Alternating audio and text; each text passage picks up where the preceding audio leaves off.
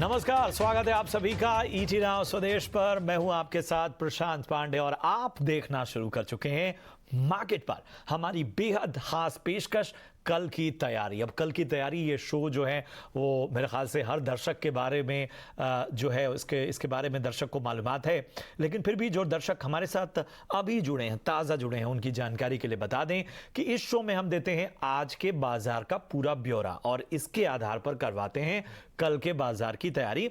और कल का एक प्रोजेक्शन भी हम सामने रखते हैं। एक्सपर्ट जो होते हैं मार्केट के वो आपको भरोसेमंद सलाह देते हैं और ये जो शो है ये आप दर्शकों का शो है और इसीलिए दर्शकों के जो सवालात हैं वो हम लेते हैं। उन सवालों पर हमारे जो एक्सपर्ट्स हैं वो भरोसेमंद सलाह देते हैं।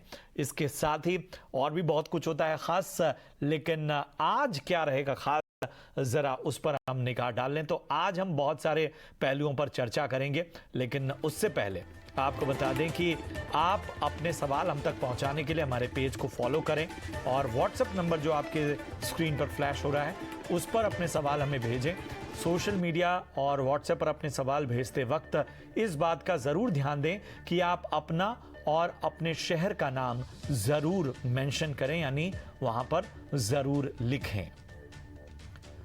ट्विटर और फेसबुक पर अपने सवाल भेजने के लिए अब बहुत ही आसान सा तरीका है। आपको #KKT स्पेस अपना सवाल हम तक पहुंचाना है। KKT यानी कल की तैयारी।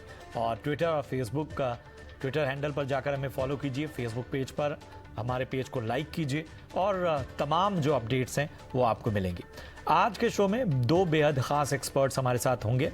आस्था जैन जी होंगी HEM सिक्योरिटीज लिमिटेड से और मंदार जमसांडेकर साहब होंगे precision technical analyst private limited से।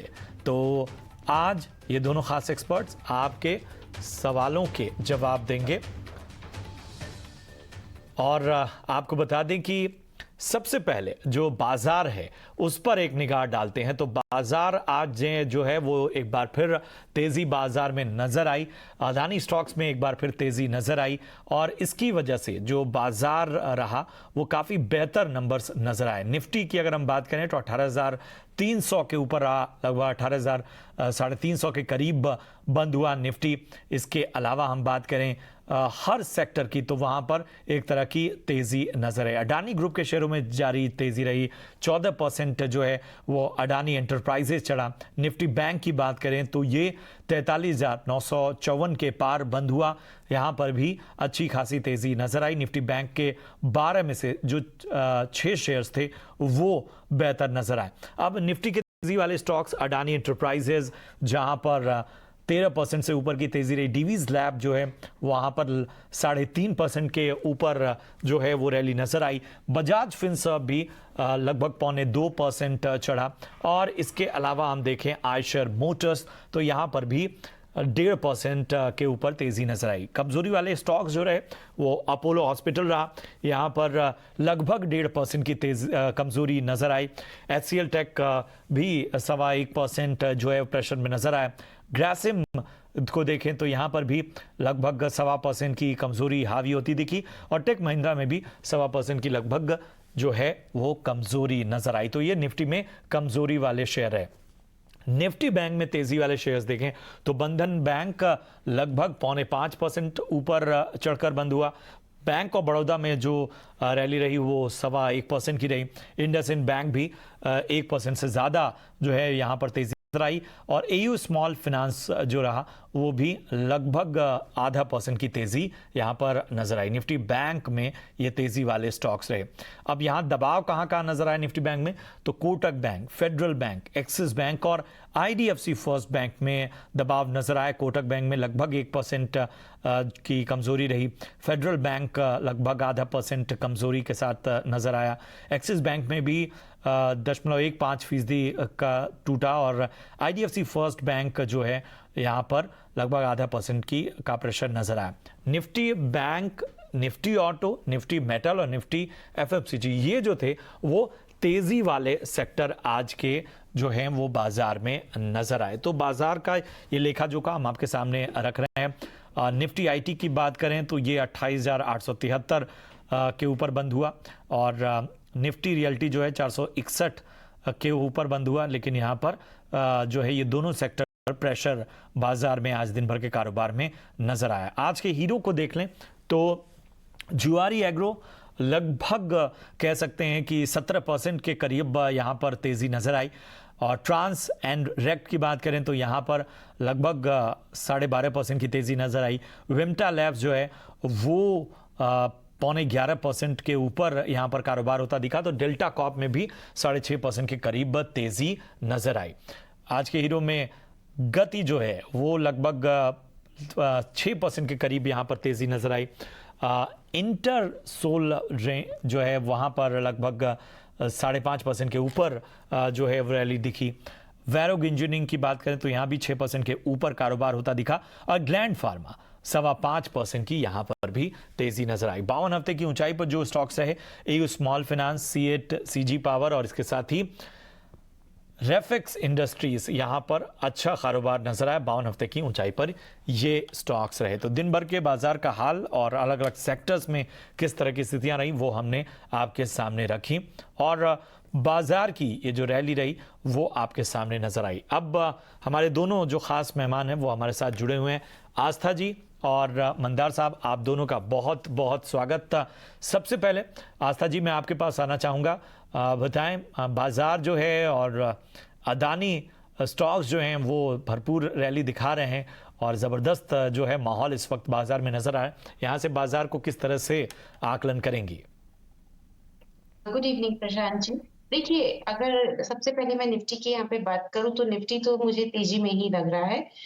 इनफैक्ट मुझे ऐसा लगता है कि आने वाले टाइम में निफ्टी ऊपर में यहाँ पे देखा जाए तो 18,400 तक जाने की पूरी पूरी क्षमता रखता है। इनफैक्ट आज भी उसने एक ट्राई किया था। सो मेरे हिसाब से निफ्टी अभी भी तेज है और ये गोइंग फॉरवर्ड मेरे को लगता है 18,450 जा सकता है ही आराम से। सो ट्रेंड, और ये मैं एकदम शॉर्ट टर्म ट्रेंड निफ्टी की बात कर रही हूँ।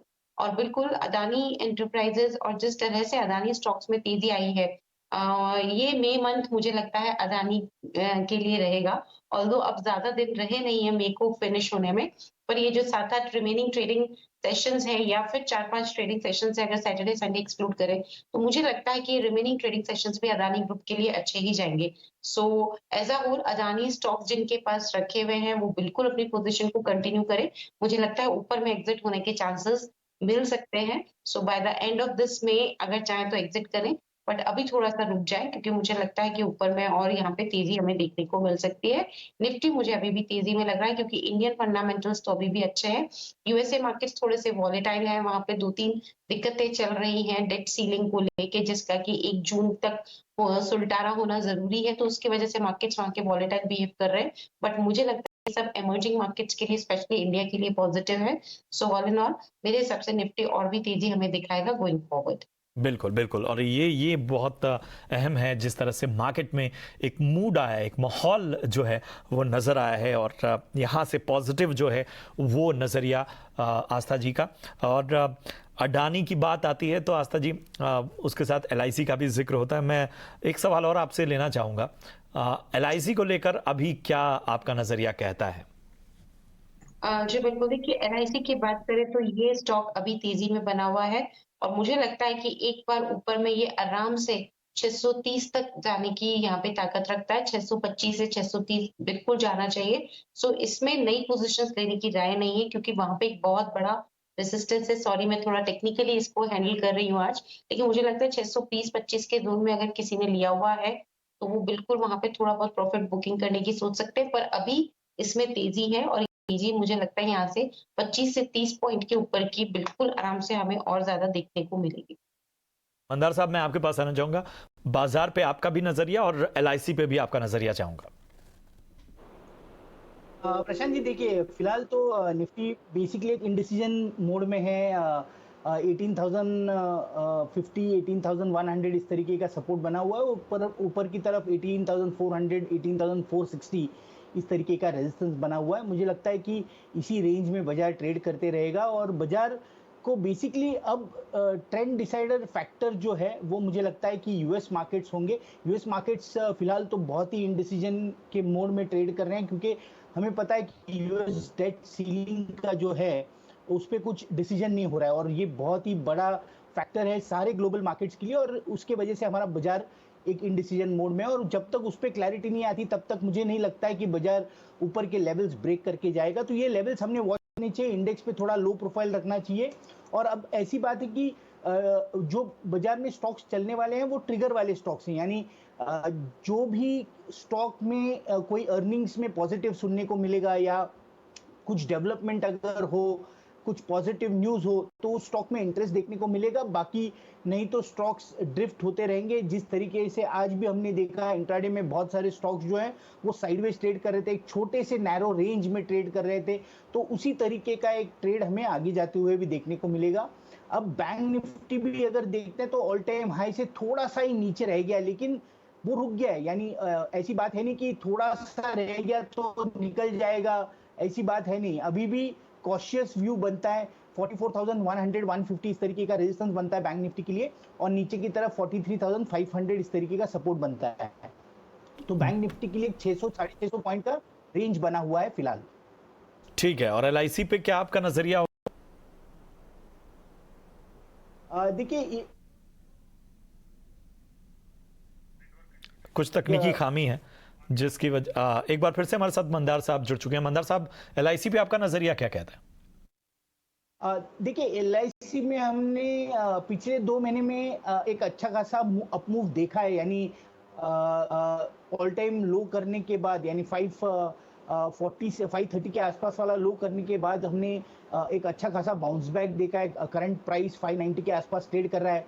शायद ये मोमेंटम कंटिन्यू हो सकता है और इस स्टॉक को ऊपर में 620 625 तक ले जा सकता है। और कल और आज के दिन में अगर हमने देखा तो वॉल्यूम्स बहुत बढ़िया ट्रेड कर रहा है, तो ऐसे लग रहा है कि मोमेंटम कंटिन्यू हो सकता है। 620 625 का ऊपर की तरफ का टारगेट होना चाहिए। नीचे में अगर किसी ने बाय किया तो ये लेवल्स पे थोड़ा सा पार्शियल प्रॉफिट बुकिंग कर सकते हैं।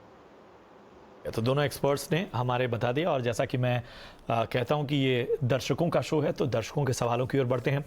DC शर्मा साहब हैं जयपुर से, बैंक ऑफ बड़ौदा के इन्होंने 1000 शेयर ले रखे हैं और 184 के लेवल पर लिए हैं। अगले 1 महीने के लिए नजरिया चाहते हैं। आस्था जी बताएं क्या करना चाहिए इन्हें? देखिए, बैंक ऑफ बड़ौदा की बात करें तो बिल्कुल ये पब्लिक सेक्टर बैंक में ये वाला जो काउंटर है आफ्टर SBI मुझे काफी ज्यादा पसंद है। और मुझे लगता है इसमें 2-3 कारण है। एक तो इनका लोन ग्रोथ का जो रेट है वो भी काफी अच्छा है। इनफैक्ट देखा जाए तो जो मुझे सबसे ज्यादा पॉजिटिव वो लगता है वो इनका मैनेजमेंट है। और मैनेजमेंट काफी यहाँ पे हाईली एक्सपीरियंस एंड क्वालिफाइड है। और उनके आने के बाद से हमने काफी चेंजेस भी इसमें देखे हैं। तो मुझे बैंक ऑफ बड़ौदा, और नतीजे भी अभी जो आए थे वो अच्छे नतीजे थे।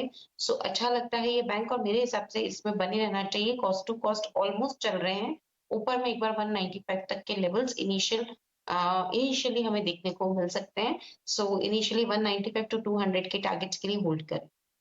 बिल्कुल, तो यहां पर आपको खास राय मिलती हुई अगले दर्शक की ओर बढ़ते हैं। जितेंद्र सिंह हैं आगरा से, और इनका सवाल है IRCTC के 50 शेयर इन्होंने ले रखे हैं 820 के भाव पर, अगले 6 महीने के लिए नजरिया चाहते हैं। मंदार साहब बताएं क्या करना चाहिए इन्हें? देखिए, मुझे लगता है IRCTC में 6 महीने का व्यू नहीं लेना चाहिए, इससे थोड़ा लंबे अरसे का व्यू रखना चाहिए। 2 से 3 साल का अगर व्यू को अच्छा खासा मुनाफा भी हो सकता है। अब देखिए, टेक्निकली अगर देखते हैं तो करंट लेवल जो है अच्छा खासा 550 के आसपास, 555 इस पे एक अच्छा खासा सपोर्ट लेके 550 560 के लेवल्स पे अच्छा खासा सपोर्ट लेके स्टॉक ने हमें एक अच्छा खासा बाउंस बैक दिखाया है। तो क्वाइट पॉसिबली अगले 6 महीने में अप ट्रेंड स्टॉक चल सकता है, लेकिन इनका जो खरीदी बहाव है वो आना थोड़ा सा मुश्किल लगता है। तो इसलिए 2 से 3 साल का व्यू रखें तो मुझे लगता है कि अच्छा खासा इनको मुनाफा हो सकता है। नजरिया थोड़ा आपको बढ़ाना होगा और वहां पर आपको अच्छा खासा मुनाफा होने की उम्मीद है। चलिए बढ़ते हैं आगे। अंशिका हैं आसनसोल पश्चिम बंगाल से, और इनका सवाल है आदित्य बिरला फैशन के 60 शेयर इनके पास हैं, 246 के भाव पर इन्होंने लिया हुआ है। होल्ड करें या फिर सेल करें? आस्था जी क्या होगी इनको सलाह?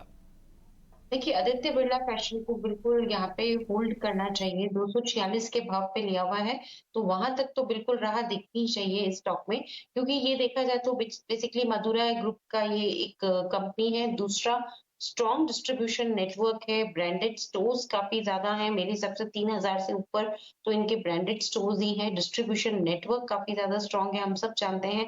पैंटालून स्टोर्स की बात करें तो वो भी हमारे देश में काफ़ी अच्छे खासे नंबर्स में है, 400-431 के आसपास। तो मुझे ये लगता है कि जो रिटेल सेगमेंट की कंपनीज़ हैं, इनके लिए डिस्ट्रीब्यूशन नेटवर्क होना, ब्रांड्स की कितनी पॉपुलैरिटी है, सब होना बहुत इम्पोर्टेंट है, जहाँ पे ये फिट बैठता है।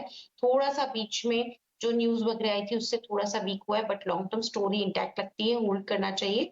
मेरे हिसाब से कॉस्ट प्राइस देखने को मिलेगी। बिल्कुल, तो यहाँ होल्ड करने की आपको सलाह। बढ़ते हैं आगे। आरसी गुप्ता हमारे अगले दर्शक हैं संभलपुर से, और इनका सवाल है वॉकहार्ट के इन्होंने 50 शेयर लिए हैं 370 के भाव पे, होल्ड करें या फिर सेल करें? मंदार जी, क्या होगी इनको एडवाइस? देखिए, वोकार्ड का लॉन्ग टर्म चार्ट अगर देखते हैं तो इस स्टॉक ने कभी परफॉर्म किया नहीं है, लेकिन अब जो करंट लेवल्स हैं, ये लेवल्स पे स्टॉक में सपोर्ट बनता है, तो सपोर्ट पे बिकवाली की राय तो नहीं होगी। सपोर्ट जो है वो 150 से लेके 140 लेवल्स इस तरीके का सपोर्ट बनता है। तो मुझे लगता है कि ऊपर की तरफ अगर ये चलता है तो इस स्टॉक में से निकल जाना चाहिए। बहुत सारे स्टॉक्स हैं कि जो इससे ज़्यादा बेहतर रिटर्न आपको जनरेट करा दे सकते हैं। तो एक शॉर्ट टर्म चार्ट पे अगर शॉर्ट टर्म व्यू होगा तो 160 के स्टॉप लॉस से आप पोजीशन हो लीजिए, वो ट्रिगर हो जाता है तो निकल जाइए। यहाँ पर निकलने की सलाह और ख़ास रणनीति के साथ निकलने की सलाह आपको। बढ़ते आगे। राज गुप्ता हैं जयपुर राजस्थान से, और इनके पास पीवीआर के 175 शेयर हैं, 1500 के लेवल्स पर इन्होंने लिया हुआ है। अगले 6 महीने के लिए क्या करना चाहिए, ये सवाल पूछ रहे हैं। आस्था जी बताएं, क्या होगी इनको सलाह? देखिए, सलाह तो यहाँ पे बिल्कुल होल्ड करने की है। मैं पॉजिटिव ही हूँ स्टॉक पे, और 1500 तक के स्तर तो आराम से ही काउंटर दिखाएगा। देखा जाए तो काफ़ी अच्छा खासा कंटेंट लाइंड अप है इनके पास। काफ़ी सारी मूवीज़, अच्छी वाली मूवीज़ आने वाले दिनों में हमें देखने को मिलेगी, जो कि ड्राइव करेगी ऑडियंस को टुवर्ड्स पीवीआर आइनॉक्स, क्योंकि अभी ये पीवीआर आइनॉक्स के नाम से हुआ है। सो मुझे लगता है कि वो एक काफ़ी पॉजिटिव फैक्टर है, जैसा कि मैदान, आदिपुरुष, ये काफ़ी अच्छी मूवीज़ हैं, जो कि आगे जाते हुए हमें देखने को मिलेंगी। सो कंटेंट काफ़ी स्ट्रॉन्ग है, ऑल्दो अभी ये सब एडजस्टमेंट्स हुए थे, तो उसकी वजह से फाइनेंशियल्स कंपेरेबल नहीं है स्ट्रिक्टली, बट लॉन्ग टर्म में मुझे ये स्टोरी अच्छी लग रही है और मैं बने रहने की सलाह दूँगी। बिल्कुल कॉस्ट प्राइस देखने को मिलेगी, और उसके ऊपर के भी स्तर ये काउंटर दिखाता हुआ नज़र आएगा। 1550 से 1600 के टारगेट्स के लिए होल्ड करें। 50 से 1600 के टारगेट के लिए होल्ड करें, और अच्छे जो हैं वो आपको यहाँ पर संभावनाएं नज़र आ रही हैं। आने वाले वक्त में कुछ अच्छे कंटेंट जो हैं वो सिनेमा लेकर आ रहा है, और इसके ज़रिए यहाँ पर मूवमेंट नज़र आएगी। चलिए बढ़ते हैं आगे। विवेकानंद हैं, और इन्होंने सवाल पूछा है RVNL के 2000 शेयर इनके पास हैं, 130 के लेवल पर इन्होंने लिया है, आगे होल्ड करें या फिर सेल करें, ये सवाल है इनका। मंदार जी बताएं, क्या होगी इनको सलाह?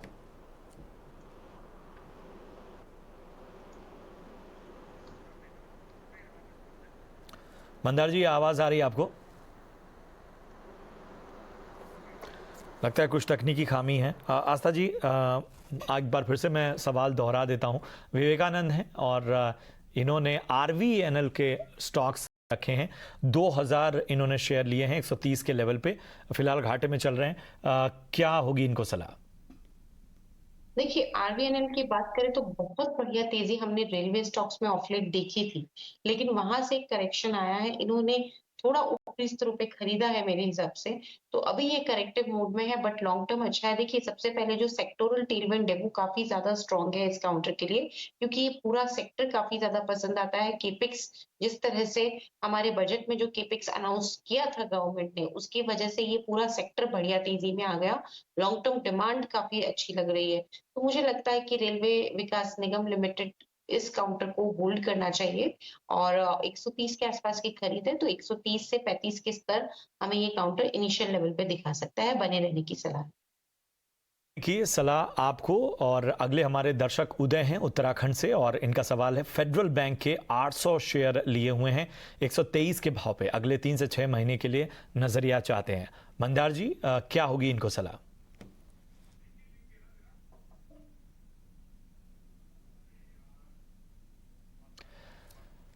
लगता है कुछ लगातार तकनीकी खामी आ रही है, जिसकी वजह से जो है वो मंदार से हमारा संपर्क नहीं हो पा रहा है। आस्था जी, मैं आपके पास एक बार फिर से इस सवाल के साथ आऊँगा। फेडरल बैंक के 800 शेयर लिए हुए हैं, उदय हैं उत्तराखंड से, 123 उनकी खरीद भाव है, फिलहाल ठीक ठाक जो है वो प्रॉफिट में है, आगे के लिए नजरिया चाहते हैं? देखिए, आगे का नज़रिया तो अच्छा ही है इस काउंटर का। अभी के जो नतीजे आए थे उसमें एडवांसेस ग्रोथ अच्छी थी 20% के आसपास, डिपॉजिट्स ग्रोथ 17% के आसपास थी इस काउंटर में। जीएनपी इनके थोड़े से स्टडी थे और हमने एक जगह जो थोड़ी-सी दिक्कत लगी थी वो नेट इंटरेस्ट मार्जिन थी जो कि क्वार्टर ऑन क्वार्टर पे डिक्लाइन कर दी। तो वो एक थोड़ा-सा नेगेटिव था क्योंकि हम सब जानते हैं ये केरला बेस्ड बैंक है और काफ़ी अच्छी खासी ब्रांचेज़ हैं इनकी और काफ़ी पुराना बैंक भी है। और इनफैक्ट जो रिटेल टू होलसेल मिक्स है लोन्स का, उसमें रिटेल इनका देखा जाए तो 53% है, 46% होलसेल है, वो भी एक पॉजिटिव है। तो मुझे लगता है लॉन्ग टर्म में ये वापस से कैच अप करेगा। शॉर्ट टर्म में नतीजे इतने अच्छे नहीं थे क्योंकि नेट इंटरेस्ट मार्जिन में एक डिक्लाइन था। सो उस वजह से मार्केट ने इसको थम्स अप नहीं दिया बाकी बैंक्स की तरह और ये टूटा है ऊपरी स्तरों से। बट लॉन्ग टर्म में ये वापस से मेंटेन करेगा पोजीशन। बिल्कुल होल्ड करिए 140 से 145 की टारगेट्स के लिए इनिशियल लेवल पे। तो यहाँ पर होल्ड करने की सलाह, 140 के ऊपर के टारगेट्स के लिए यहाँ पर आपको बने रहना चाहिए। और जैसा हमने आपको कहा कि आपके सवाल हमारे लिए बहुत महत्वपूर्ण हैं, और यही नहीं, हर प्लेटफॉर्म से हम सवाल लेते हैं और यही वजह है कि अब हम YouTube के कमेंट सेक्शन में, हालांकि आम तौर पे हमने जो जो आपको तरीके बताए उनसे ये अलग है, लेकिन हमने देखा कि हमारा ये शो इतना ज़्यादा पसंद लोगों को, और लोगों को इसमें दी जाने वाली राय से वो इतने मुतासिर हो रहे हैं कि उन्होंने अपने YouTube पर भी कमेंट करके हम तक अपने सवाल पहुंचाए हैं। तो आस्था जी, फिलहाल आप ही हैं हमारे साथ, तो आप ही उन तमाम शंकाओं का समाधान करेंगी। हमारे जो अगले दर्शक हैं जिन्होंने YouTube के कमेंट बॉक्स में हम तक सवाल पहुंचाया, उनका नाम प्रशांत है और इनका सवाल है एलटी फूड्स के, एक बार फिर नाम ले लूं, एलटी फूड्स के 100 शेयर इन्होंने लिए हैं 114 रुपए से थोड़े से ज्यादा के भाव पे, और आगे के लिए नजरिया वो चाहते हैं। देखिए, अभी तो एलटी फूड्स में बने ही रहना है, थोड़ा-सा वीक हुआ है ये काउंटर, बट लॉन्ग टर्म मुझे ये पूरा सेक्टर काफ़ी ज़्यादा पसंद आता है और जिस तरह से अब देखा जाए तो आगे जाते हुए मुझे लगता है इंडिया में भी इन्फ्लेशन में हमें एक गिरावट देखने को मिलेगी, क्योंकि इन्फ्लेशन इंडिया में भी अभी पीक हो गया है। सो वो भी एक फ़ायदेमंद रहेगा इस काउंटर के लिए। तो लॉन्ग टर्म स्टोरी अच्छी है, होल्ड करना है और बिल्कुल कॉस्ट प्राइस के अबव के लेवल काउंटर दिखाता हुआ नज़र आएगा। तो बने रहने की सलाह यहाँ पर आपको।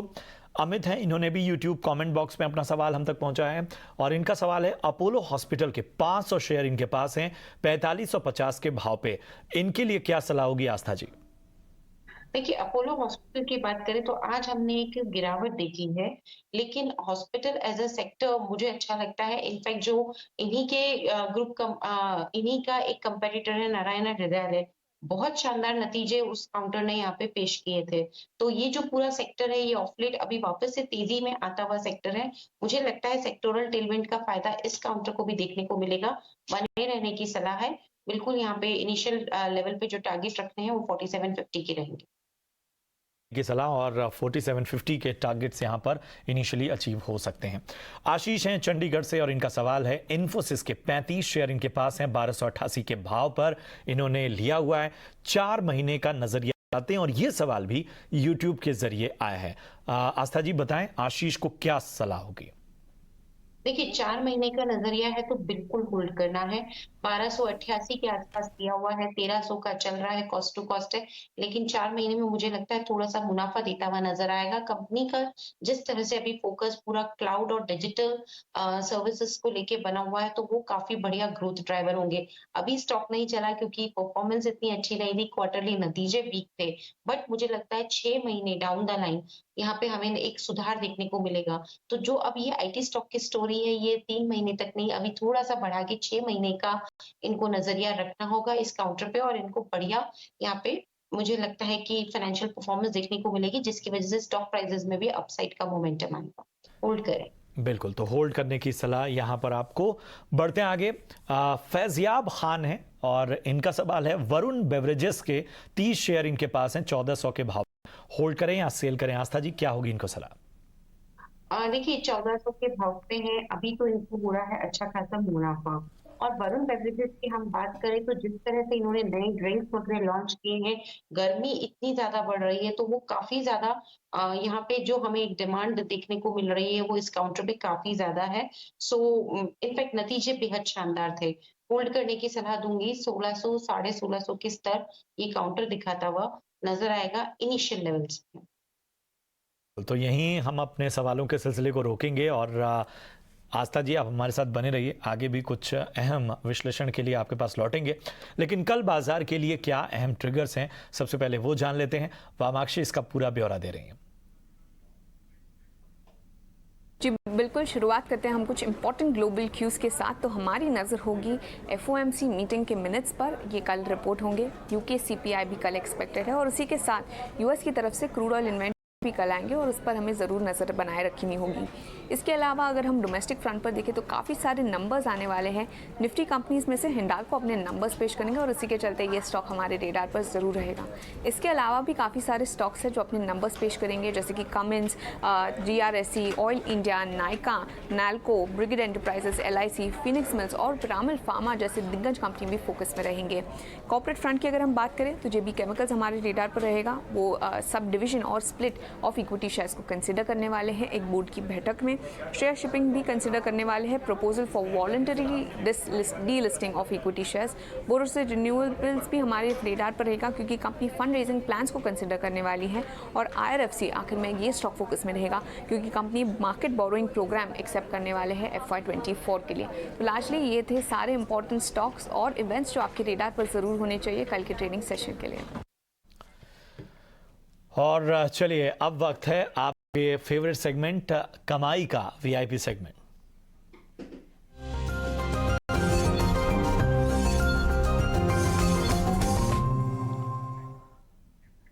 आस्था जी आपके पास आऊंगा, बताएं आज आपके पिटारे में क्या क्या है। देखिए, आज एक ही स्टॉक अभी तक मैंने पसंद किया है, वो है रत्नमणि मेटल्स। रत्नमणि मेटल्स की बात करें, ये काउंटर काफी अच्छा तेज हो गया है ऑलरेडी, लेकिन मुझे लगता है अभी भी स्टीम बाकी है। सो इस काउंटर को बाइंग ऑन डिप्स की स्ट्रेटेजी के साथ काम में लेंगे तो ज्यादा बेटर है। तो खरीदारी करने की सलाह है 2350 के आसपास। 2590 का मैं यहाँ पे लक्ष्य दे रही हूँ क्योंकि एक पोजिशनल कॉल है, तो समय सीमा 1 से 2 महीना भी रह सकती है। पर रत्नमणि मेटल्स में मुझे लगता है कि एक अच्छा काउंटर रहेगा, थोड़ा सा पोजिशनल कॉल लेने के हिसाब से बाइंग करने की सलाह। तो आस्था जी की राय रत्नमणि मेटल से। और चूंकि मंदार जी हमारे पास नहीं है, लेकिन वो तकनीकी खामी की वजह से उनसे संपर्क भले टूट गया है, लेकिन उन्होंने अपने प्राइसेस हम तक पहुंचाई हैं। तो आपकी स्क्रीन पर वो स्टॉक्स जो कमाई के VIP सेगमेंट में मंदार साहब की चॉइस हैं। तो पूना वाला फिनकॉर्प, जी हाँ, यहाँ पर आपको टारगेट जो है वो 460 तक के अचीव हो सकते हैं। इसे खरीदने की सलाह मंदार साहब की ओर से। स्टॉप लॉस 330 का रखना है। दूसरा स्टॉक जो है वो IOC है। IOC में आपको टारगेट 117 तक के अचीव हो सकते हैं, स्टॉप लॉस रखना है 80। इसे भी खरीदने की सलाह। फिलहाल मंदार जी और आस्था, आप दोनों का बहुत बहुत शुक्रिया कार्यक्रम में जुड़ने के लिए और अपनी विशेष सलाह देने के लिए कल की तैयारी में। फिलहाल मुझे और मेरी पूरी टीम को दीजिए इजाजत। आप देखते रहिए ET Now स्वदेश। नमस्कार।